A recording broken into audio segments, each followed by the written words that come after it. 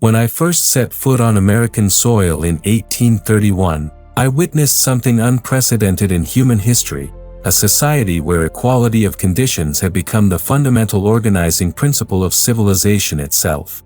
What I discovered both dazzled and disturbed me. Here was democracy not merely as a form of government, but as a complete social revolution that had transformed every aspect of human existence. The Americans had achieved something extraordinary. They had made equality and freedom coexist. Yet in observing this marvel, I also glimpsed the shadows it cast.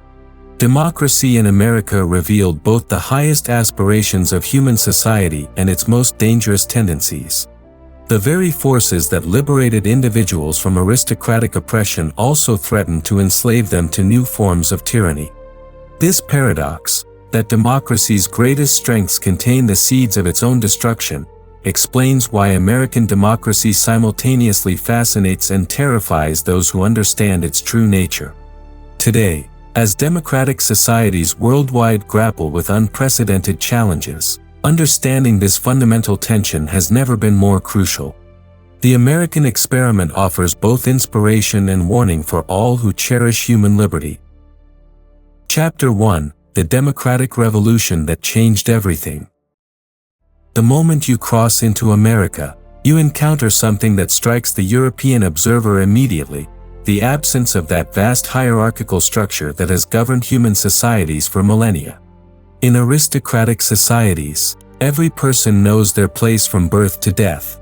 The nobleman, the merchant, the peasant, each moves within prescribed boundaries, their roles defined by tradition and blood. But in America, I witnessed the complete overthrow of this ancient order. This democratic revolution penetrates far deeper than mere political arrangements.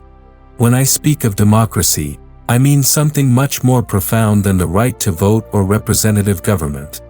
I mean the total transformation of social conditions, where equality becomes the dominant fact of existence.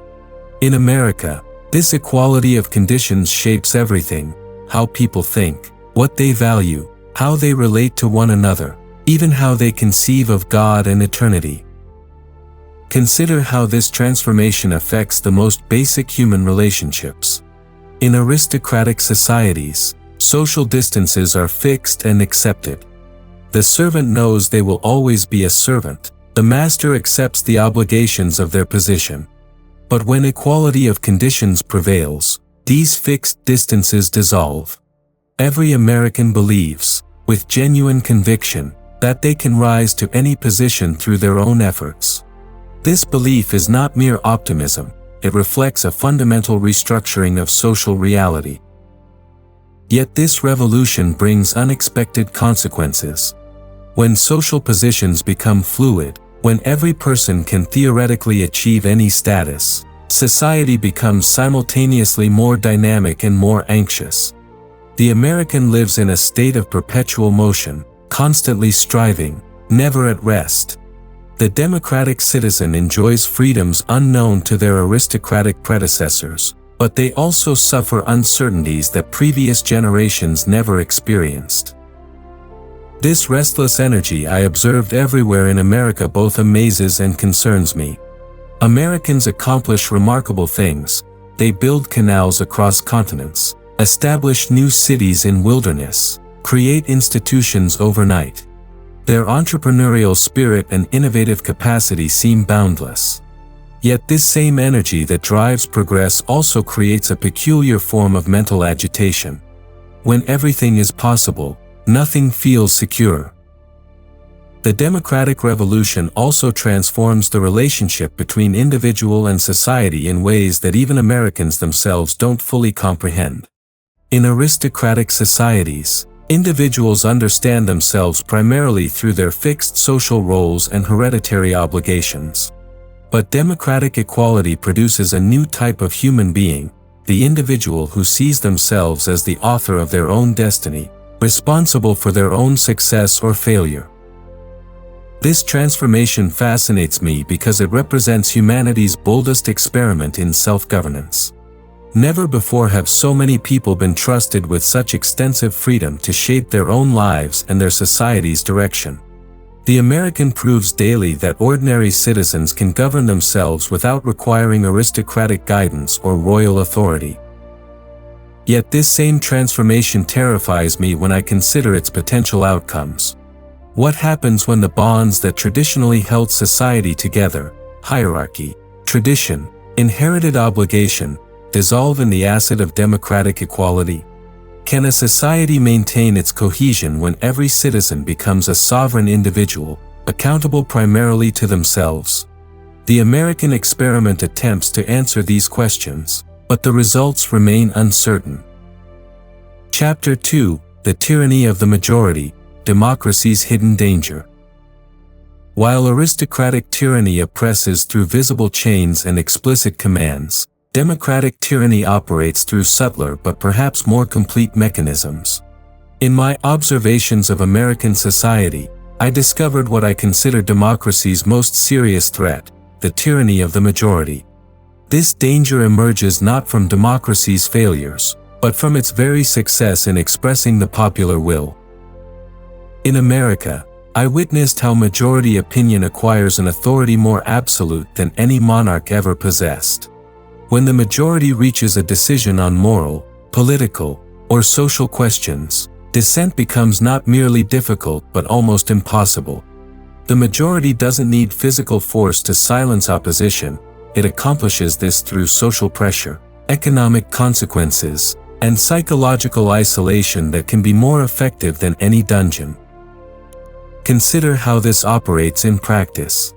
When American public opinion decides that certain ideas are unacceptable, those who hold such views find themselves cut off from social intercourse, professional opportunities, and community belonging. They may retain legal freedom of speech, but they lose the practical ability to make their voices heard. The majority creates what I call an intellectual prison, where dissenting thoughts wither not because they're prohibited by law, but because they're strangled by social disapproval. This tyranny proves particularly dangerous because it operates in the name of democracy itself. Who can object when the majority exercises its rightful authority? Yet when majority will becomes the sole source of legitimacy, minority rights, and indeed, individual conscience, lose their protective barriers. In aristocratic societies, various authorities check each other: nobles balance royal power, church challenges secular authority, tradition limits innovation. But when democratic majority becomes supreme, what institution possesses the moral authority to resist its demands? The psychological effects of this tyranny disturb me most profoundly. In aristocratic societies, individuals may suffer political oppression, but they often retain intellectual independence because social diversity creates space for different viewpoints. The nobleman thinks differently from the merchant, the scholar from the soldier. But when democratic equality produces social uniformity, intellectual conformity follows naturally. Americans display remarkable creativity in practical matters, inventing, building, organizing. Yet in fundamental questions of human existence, I observe a troubling uniformity of thought. They seem reluctant to challenge prevailing opinions on deep philosophical, moral, or social questions. The very equality that liberates their practical energies constrains their speculative thinking. This phenomenon reveals democracy's paradoxical relationship with freedom. Political democracy expands citizens' participation in government, but social democracy can narrow the range of acceptable thought and behavior. When society becomes increasingly uniform in its conditions and opinions, deviation from the norm becomes more visible and less tolerable. The majority's tyranny also manifests in how Americans approach religion, philosophy, and culture. While they maintain formal religious freedom, I observe strong pressure toward religious conformity and moral orthodoxy. Skeptics and nonconformists find themselves marginalized not by law but by social expectation. The result is a kind of intellectual mediocrity, not because Americans lack intelligence, but because social pressure discourages the kind of bold thinking that challenges conventional wisdom. Perhaps most troubling, this tyranny often operates unconsciously. Americans genuinely believe they live in the freest society ever created, and in many ways they do. Yet they remain unaware of the subtle mechanisms that shape their thoughts and limit their intellectual horizons. They mistake the absence of legal restraint for genuine freedom, not recognizing how social conformity can be more restrictive than political oppression. This danger terrifies me because it threatens democracy's long-term vitality. Societies need dissent, criticism, and intellectual diversity to remain healthy and adaptive. When majority opinion becomes too powerful, societies lose the capacity for self-correction and renewal. They may maintain democratic forms while losing democratic substance. Chapter 3: The Vital Role of Civil Society in Democratic Life. In my travels across America, I discovered what I believe to be democracy's secret weapon against the dangers I've described: the extraordinary development of voluntary associations and civil society institutions. Americans possess an almost instinctive understanding that individual liberty requires collective action, that freedom depends on citizens' capacity to organize themselves for common purposes beyond government control. Wherever I went in America, I found citizens forming associations. They create societies for moral improvement, organize groups to build roads, establish committees to found schools, form clubs to discuss literature, band together to help the poor, unite to promote temperance, combine to advance agriculture. Americans associate to hold festivals, build churches, distribute books, send missionaries abroad, establish hospitals, create prisons, found schools. Nothing seems too small or too large for associative effort. This phenomenon struck me as uniquely American and fundamentally important for democratic success. In aristocratic societies, the nobility provides leadership for public purposes. When common citizens need something accomplished, they petition their social superiors for assistance. But in democratic societies, where equality of conditions prevails, citizens must learn to cooperate as equals to achieve common goals. American associational life serves multiple crucial functions for democratic society. First, it educates citizens in the arts of democratic participation. Through voluntary associations, Americans learn to deliberate, compromise, organize, and execute collective decisions. These skills, developed in local associations, prepare citizens for broader political participation. The person who learns to chair a school committee develops capacities useful for legislative service. Second, associations create what I call intermediate bodies between the individual citizen and the national government. These institutions prevent the dangerous isolation of individuals that could make them vulnerable to either despotic government or majority tyranny. When citizens belong to active associations, they develop loyalties and interests that compete with both pure individualism and blind submission to authority. Third, voluntary associations multiply the opportunities for citizens to exercise practical liberty. Even if the national government becomes oppressive, citizens who maintain active associational life preserve spaces for freedom and self-governance. Local organizations can resist centralized tyranny in ways that isolated individuals cannot. I observed how this associational life creates a unique form of education and freedom. Americans learn democracy not primarily through formal instruction but through practical participation in voluntary organizations. The member of a local improvement society discovers how to persuade others, build coalitions, manage resources, and achieve collective goals. These lessons prove invaluable for broader civic participation. The religious dimension of American associational life particularly impressed me. Americans form countless religious associations that operate independently of both government control and ecclesiastical hierarchy. These organizations teach citizens that they can organize themselves for transcendent purposes, that human cooperation can serve higher goals than mere material advancement. Yet I also worry about threats to this vital associational life. As American society becomes more complex and centralized, will citizens maintain their capacity for voluntary organization? When government assumes more responsibility for social problems, will citizens lose the habit of cooperative self-help? If commercial activities dominate social life, will Americans retain interest in non-commercial associations? The health of American democracy depends critically on preserving and strengthening this associational tradition. Governments can provide security and basic services, but they cannot create the social bonds, civic skills, and shared purposes that make democratic life possible. Only active citizen participation in voluntary associations can accomplish this essential work. I invite you to reflect. How often do you participate in voluntary associations beyond your immediate professional and family responsibilities? When you encounter community problems, do you instinctively think of forming or joining groups to address them? The vitality of your democracy depends more on your answers to these questions than on your voting choices or political opinions.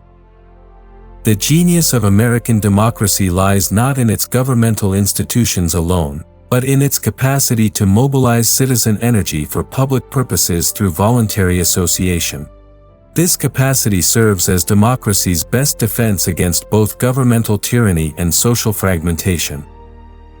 Chapter 4: The Dangers of Democratic Individualism. Among all the phenomena I observed in America, none struck me as more significant, or more dangerous, than the development of what I call democratic individualism. This represents something entirely new in human experience, a systematic withdrawal of citizens from public concerns into purely private pursuits, justified by the belief that individuals can and should provide for all their own needs without dependence on others. Aristocratic societies create clear obligations between social classes. The nobleman owes protection to his vassals, the vassal owes service to his lord. The master has responsibilities to servants, the servant has duties to the household.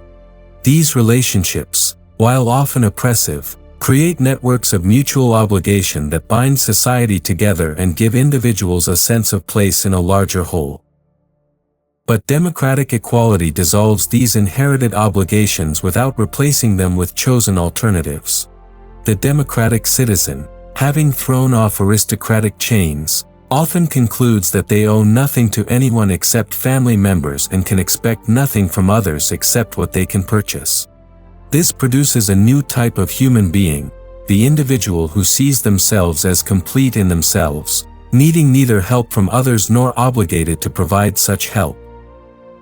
This democratic individualism initially appears liberating. Americans celebrate their independence from traditional authorities and constraints. They take pride in their self-reliance, their capacity to succeed through personal effort, their freedom from inherited social obligations. This spirit drives remarkable achievements, entrepreneurial innovation, social mobility, personal reinvention. Yet this same individualism threatens to undermine the social foundations that make such achievements possible. When citizens focus exclusively on their private concerns, they lose interest in public affairs. They may vote occasionally, but they avoid sustained engagement with community problems, political questions, or social issues that don't directly affect their immediate interests. I observed how this withdrawal from public life creates a dangerous cycle. As citizens become more focused on private concerns, public affairs fall increasingly under the control of those who seek power for selfish purposes. As government becomes more corrupt or ineffective, citizens become more disgusted with public life and retreat further into private concerns. Eventually, society reaches a point where most citizens are too absorbed in personal pursuits to notice that their freedom is being gradually eroded. Democratic individualism also produces what I call intellectual isolation. When people believe they can rely entirely on their own judgment, they become less willing to engage seriously with others' ideas, particularly on complex questions requiring specialized knowledge. Americans often display remarkable confidence in their ability to understand complicated issues through common sense alone, without bothering to consult experts, study history, or consider alternative perspectives. This intellectual isolation becomes especially dangerous when combined with equality of conditions. In aristocratic societies, intellectual diversity emerges naturally from social diversity. Different classes, professions, and regions develop different ways of thinking. But when equality produces social uniformity, intellectual conformity often follows. Citizens who pride themselves on independent thinking may actually be following prevailing opinions without realizing it. Perhaps most troubling, democratic individualism can make citizens vulnerable to new forms of tyranny. When people lose the habit of cooperation and mutual dependence, they become easier for ambitious leaders to manipulate. The citizen who believes in pure self-reliance may be more susceptible to demagogues who promise simple solutions to complex problems, since such citizens lack the social connections that could provide alternative sources of information and judgment. The psychological effects of excessive individualism also concern me. Human beings are naturally social creatures who need connection to purposes larger than themselves. When democratic individualism convinces people that they should be entirely self-sufficient, it can produce a peculiar form of spiritual emptiness. Americans often seem restless and anxious despite their material prosperity, perhaps because pure individualism cannot satisfy deep human needs for community and transcendent purpose. Yet I don't advocate abandoning individualism entirely. The capacity for independent judgment and self-reliance represents one of democracy's greatest achievements. The challenge is maintaining healthy individualism while avoiding its pathological extremes. Citizens need to preserve their capacity for independent thought while remaining engaged with public concerns and connected to their fellow citizens. The solution lies in what I call enlightened self-interest. The recognition that individual welfare ultimately depends on social welfare, that personal freedom requires public engagement, that private prosperity rests on public institutions. Americans at their best understand this connection and act accordingly. Chapter 5: Religion and Morality as Democracy's Foundation. In my observations of American democracy, I discovered a paradox that initially puzzled me. This most modern and egalitarian of societies remained profoundly religious, and this religiosity seemed essential to its democratic success rather than incompatible with it.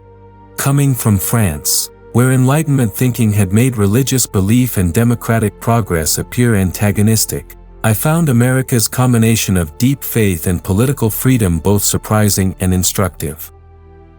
Americans maintain what I call a practical atheism. In their political institutions, government operates without official religious doctrine or clerical control, while preserving intense religious conviction in their personal and social lives. This separation allows religion to influence society indirectly through moral formation rather than directly through political power, creating what may be the ideal relationship between faith and freedom. Religion serves American democracy in ways that purely secular philosophies cannot match. Most importantly, it provides moral authority independent of popular opinion or governmental decree. When citizens believe that moral truths derive from divine command rather than human convention, they possess standards for evaluating both majority decisions and governmental actions. This creates space for moral criticism of democratic choices, preventing the absolute tyranny of popular will. I observed how American religious belief generates what philosophers call moral realism, the conviction that right and wrong exist independently of personal preference or social consensus. This belief encourages citizens to act on principle even when such action conflicts with immediate self-interest or popular opinion. The religious citizen who believes in divine judgment possesses motivation for ethical behavior that purely secular reasoning struggles to provide. American religion also cultivates essential democratic virtues through its emphasis on voluntary association and individual responsibility. Unlike European state churches that citizens inherit by birth, American religious communities require conscious choice and active participation. This voluntaristic character teaches citizens the skills of democratic engagement, deliberation, organization, compromise, commitment to shared purposes. The diversity of American religious life serves democracy by preventing any single religious authority from dominating society while maintaining moral seriousness across different communities. Methodists, Presbyterians, Baptists, Catholics, and others compete for adherents through persuasion rather than coercion, creating a marketplace of ideas that strengthens both religion and democracy. Yet I also observed how American religion adapts itself to democratic culture in ways that sometimes weaken its moral authority. The same market pressures that maintain religious freedom can encourage religious leaders to tell people what they want to hear rather than what they need to hear. When churches compete for members like businesses compete for customers, religious teaching may become less challenging and more comfortable. Religious individualism, while supporting political freedom, can also undermine religious authority. When every believer claims the right to interpret Scripture personally, religious communities may lose their capacity to provide clear moral guidance. The Protestant principle of individual conscience, carried to its logical extreme, can produce moral relativism rather than moral clarity. I worry particularly about religion's capacity to maintain its social influence as American society becomes more secular and scientifically sophisticated. Can religious faith survive the intellectual challenges posed by modern knowledge? Will future generations of Americans maintain the religious convictions that have provided moral foundation for their democratic experiment? These questions matter because I believe democracy requires moral foundations that it cannot provide for itself. Democratic procedures can resolve practical disputes about policies and procedures, but they cannot determine fundamental questions about human nature, moral obligation, and ultimate purpose. When citizens lose confidence in transcendent moral truths, democratic politics becomes mere power struggle between competing interests. The alternative to religious morality is not rational morality. Reason alone proves insufficient to motivate sustained ethical behavior or provide hope for justice beyond human institutions. The alternative is moral nihilism disguised as tolerance, where society loses the capacity to make moral distinctions and citizens retreat into pure self-interest. I invite you to consider, what provides the moral authority for your deepest convictions about right and wrong? Do these convictions derive from sources independent of popular opinion and governmental decree? How do you maintain moral standards when they conflict with immediate self-interest or social pressure? American democracy's success has depended on citizens who possess moral convictions strong enough to check both governmental tyranny and popular excess. Preserving this moral foundation requires maintaining space for transcendent authority in an increasingly secular age. Chapter 6: The Eternal Tension Between Equality and Freedom.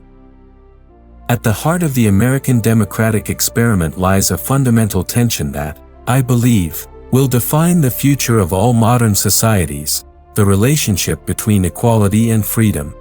These two principles, both essential to democratic life, exist in constant tension, each capable of undermining the other when pursued without restraint. Understanding this tension is crucial for anyone who hopes to preserve democratic civilization. Equality and freedom spring from different sources and serve different human needs. The passion for equality emerges from our natural resentment of artificial distinctions and undeserved privileges. When we see others enjoying advantages based solely on birth, wealth, or social position rather than merit, we naturally demand equal treatment. This passion for equality drives democratic progress by breaking down unjust hierarchies and expanding opportunities for human development. Freedom, by contrast, emerges from our natural desire for self-determination and personal autonomy. We want to make our own choices, pursue our own goals, develop our own capacities without interference from others. This love of freedom drives innovation, creativity, and individual excellence by allowing human talents to flourish according to their own logic rather than external constraints. In aristocratic societies, this tension remains hidden because inequality is accepted as natural and necessary. The nobleman doesn't question his privileges. The peasant doesn't expect equal treatment. But when democratic equality becomes a society's organizing principle, the tension between equality and freedom emerges with full force. Americans experience this tension daily, though they don't always recognize it. They demand equal opportunity for all citizens, but they also celebrate individual achievement that necessarily produces unequal outcomes. They insist on equal political rights, but they accept economic inequality as the natural result of different talents and efforts. They proclaim that all men are created equal, but they organize their society to reward superior performance. The danger emerges when either principle becomes absolute. When equality becomes the supreme value, society tends toward what I call democratic despotism, a system where government ensures equal conditions by restricting individual freedom. Citizens become equal by becoming equally powerless, equally dependent on governmental authority, equally constrained in their capacity for independent action. I observe tendencies toward this outcome in America itself. As citizens become more concerned with equality of results rather than equality of opportunity, they increasingly demand governmental intervention to reduce disparities in wealth, status, and life outcomes. While such intervention may serve justice in specific cases, it systematically reduces the sphere of individual freedom and personal responsibility. Conversely, when freedom becomes the supreme value, society tends toward what might be called aristocratic inequality, a system where individual liberty produces such vast disparities in power and resources that equality becomes meaningless. The strong dominate the weak, the wealthy exploit the poor, the privileged ignore the common good. The genius of American democracy lies in its attempt to balance these competing demands rather than resolve them definitively. Americans understand intuitively that both equality and freedom are essential to human dignity, that neither can be sacrificed completely to the other. They seek equality of opportunity rather than equality of outcome, constitutional protection for individual rights within a framework of democratic participation. Yet this balance requires constant vigilance and adjustment. Each generation of Americans must rediscover how to honor both equality and freedom in new circumstances. What worked for a simple agricultural society may not work for a complex industrial economy. What served a relatively homogeneous population may not serve a diverse, multicultural society. The key insight is that equality and freedom are not merely political principles but competing visions of human nature and social organization. Those who emphasize equality tend to view human differences as artificial and unjust, products of social circumstances that should be corrected through collective action. Those who emphasize freedom tend to view human differences as natural and beneficial, expressions of individual talents that should be allowed to flourish. Neither view captures the complete truth about human nature. We are both equal in our fundamental dignity and different in our particular capacities. We need both collective solidarity and individual autonomy, both social cooperation and personal achievement. The art of democratic governance lies in honoring both truths simultaneously. This tension will never be resolved permanently because it reflects permanent features of human nature and social life. Each society, each generation, must work out its own balance between equality and freedom based on its particular circumstances and values. The American experiment provides one model for this balancing act, but not the only possible model. Chapter 7: Democracy's Future: Lessons for Contemporary America. As I contemplate the trajectory of American democracy from my 19th century vantage point, I see both the fulfillment of tendencies I observed and the emergence of challenges I could barely imagine. The fundamental tensions I identified, between equality and freedom, individualism and community, majority rule and minority rights, have intensified rather than resolved. Yet the principles I discovered in American civil society remain as relevant as ever for addressing contemporary democratic challenges. The democratic revolution I witnessed has now spread across the globe, but this expansion has not eliminated the dangers I identified. Indeed, modern technology and global integration have amplified both democratic promises and democratic perils. The same forces that enable unprecedented citizen participation also create new opportunities for manipulation and control. Consider how modern communication technology affects the tyranny of the majority I observed. In my time, majority opinion spread slowly through newspapers, public meetings, and personal conversation. This gradual process allowed time for reflection and debate. But today's instant, global communication can create overwhelming pressure for conformity within hours. Social media amplifies popular opinions while marginalizing dissent, creating echo chambers that reinforce existing beliefs rather than challenging them. The individualism I observed has evolved into what some call hyper-individualism, a philosophy that views any social obligation or traditional constraint as oppression. While this extreme individualism liberates people from some traditional prejudices, it also undermines the social bonds necessary for democratic cooperation. When citizens view themselves as isolated consumers of government services rather than active participants in civic life, democracy loses its participatory character. Yet I also see encouraging developments that vindicate my faith in American democratic capacity.